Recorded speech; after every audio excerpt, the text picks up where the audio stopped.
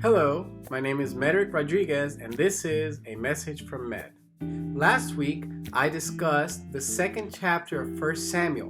In this chapter, we learn that God is faithful and will keep his word for better and for worse. God blessed Hannah with 5 children after she fulfilled her commitment of dedicating Samuel to God's service from birth. God did not bless Eli, Hophni, and Phinehas because they did not serve God faithfully. Moreover, they turned the people of Israel away from God. In contrast, God blessed Samuel and he gained favor with God and with men. The biggest lesson for us is that we are all priests, representatives of God on earth. Therefore, we have a responsibility to serve God faithfully and lead others to him. In today's lesson, Samuel meets God and receives an ominous message for Eli. As I did last week, I will read a few verses and then give an explanation and context. At the end of the chapter, I will state lessons we can learn from the text. Now the boy Samuel was ministering to the Lord in the presence of Eli, and the word of the Lord was rare in those days. There was no frequent vision. This chapter starts with saying Samuel was ministering unto the Lord. This is the third time that we see this mentioned. We saw it in chapter 2 verse 11 and chapter 2 verse 18, and again in this first verse of chapter 3. We also see that the word of the Lord hadn't been spoken often, and this is most likely a direct result of the behavior of Eli and his sons. God will speak to the people, but his leaders need to be right with him because they are the channels by which he speaks. At that time, Eli, whose eyesight had begun to grow dim so he could not see, was lying down in his own place. The lamp of God had not yet gone out, and Samuel was lying down in the temple of the Lord where the ark of God was. Then the Lord called Samuel, and he said, "Here I am," and ran to Eli and said, "Here I am, for you have called me." But he said, "I did not call. Lie down again." So he went and lay down. So we see in this section that they're talking about the lamp of God. The priests were in charge of making sure the light or the flame of the lamp never went out. It was their responsibility to keep it going. So we see that the lamp of God had not yet gone out.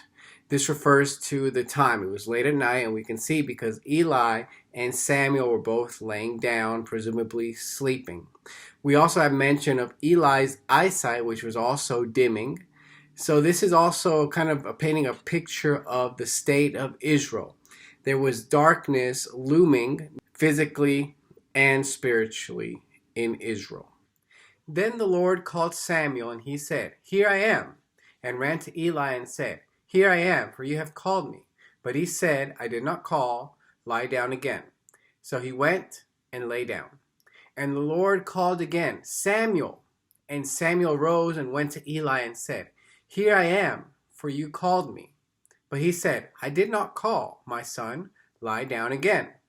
Now Samuel did not yet know the Lord, and the word of the Lord had not yet been revealed to him. And the Lord called Samuel again the third time, and he arose and went to Eli and said, "Here I am, for you called me." Then Eli perceived that the Lord was calling the boy. Therefore Eli said to Samuel, "Go, lie down, and if he calls you, you shall say, 'Speak, Lord, for your servant hears.'" So Samuel went and lay down in his place. In this part, we see that God calls Samuel. Some people have said that Samuel was about 12 years old, but it's fair to believe he wasn't much older than that. And one good thing, despite his age, he's a very obedient child because he quickly gets up thinking it's Eli and runs to him and says, "Here I am, what do you need?" And Eli says, "It's not me." So Samuel goes back, and then he hears the voice again. Samuel goes. Eli said, "It's not me." Samuel goes back. After the third time, was that Eli understood that God was calling him, and he says, go and do these 3 things. Make yourself available. In other words, go back, lie down, then respond by saying, here I am, and then humble yourself. Your servant speaks. Make yourself available, respond, and humble yourself. And the Lord came and stood, calling as at other times, Samuel, Samuel. And Samuel said, speak, for your servant hears. This part is interesting because it says the Lord came and stood. So we don't know if he physically came, but that is in the text something to take note of. And then Samuel, very obedient as usual, says, speak, Lord, for your servant hears. Then the Lord said to Samuel, behold, I am about to do a thing in Israel at which the 2 ears of everyone who hears it will tingle. On that day I will fulfill against Eli all that I have spoken concerning his house from beginning to end. And I declare to him that I am about to punish his house forever for the iniquity that he knew, because his sons were blaspheming God, and he did not restrain them. Therefore I swear to the house of Eli that the iniquity of Eli's house shall not be atoned for by sacrifice or offering forever. When Samuel responds, God says, I'm going to give a judgment which will make the ears of those who hear it tingle. So that doesn't mean like tickling, it means like hair raising, so to speak. And God gives him basically a confirmation of what the man of God had already told Eli. If you remember from the previous chapter, God had told Eli through a man of God that his household will no longer serve as priests. And remember, Eli was the high priest and his sons served him. So he had doubly failed his sons because he was not a good parent by teaching them the correct ways to serve. And he had failed them as a boss because he had done nothing to stop them from doing the evil things. Samuel lay until morning. Then he opened the doors of the house of the Lord. And Samuel was afraid to tell the vision to Eli. But Eli called Samuel and said, Samuel, my son. And he said, here I am. And Eli said, what was it he told you? Do not hide it from me. May God do so to you, and more also, if you hide anything from me of all that he told you. So Samuel told him everything and hid nothing from him. And he said, it is the Lord. Let him do what seems good to him.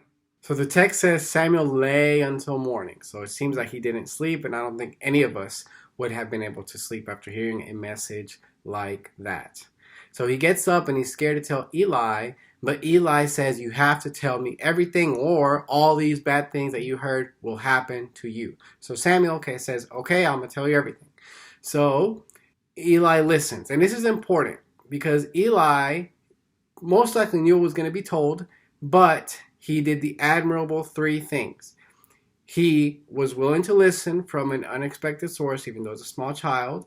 He wanted to hear all of the news and to learn the extent of his bad condition. And finally, Eli says, it is the Lord. Let him do what seems good to him. And Samuel grew, and the Lord was with him, and let none of his words fall to the ground. And all Israel from Dan to Beersheba knew that Samuel was established as a prophet of the Lord. This part says that none of his words fell to the ground, which means that anytime Samuel proclaimed something, it came to fruition. And that's a result of him being faithful and obedient. And it says that everybody in Israel from Dan, which is the northernmost part, to Beersheba, the southernmost part, knew who he was. And the Lord appeared again at Shiloh, for the Lord revealed himself to Samuel at Shiloh by the word of the Lord. So at the end, we've come full circle. At the beginning of the chapter, the text said there was no frequent vision. But by the end of the chapter, it says, and the Lord appeared again at Shiloh. Last week, we learned that although Hophni and Phinehas were most likely raised in the tabernacle and currently work there, they did not have a personal relationship with God. We see the same thing here with Samuel. However, Eli was able to lead Samuel to have that all-important encounter with God. Through Eli, we learn the importance of training the upcoming generation. He knew that he had failed with his son, Hophni and Phinehas, but he understood that he had a chance to redeem himself with Samuel. He correctly instructed Samuel on how to serve and respond to God. In addition, he humbly accepted his dismal fate. Through Samuel, we learn the importance of being a good servant. He may have only been in charge of cleaning and other menial tasks, but he did so to the best of his abilities. When God called him, he humbly said, "Speak, Lord, for your servant hears." Samuel demonstrated obedience in relaying the message to Eli, even though it was a horrifying one. And God continued to reveal himself to Samuel at Shiloh. This lesson is entitled "Called According to His Purpose." In his letter to the Romans, Paul states that all things work for those who are called according to his purpose. We are called to be conformed to the image of God, which means to live according to his commandments. Love God with everything we have and love others as ourselves. Though Eli could not lead his sons to be conformed to God's image, he led Samuel correctly.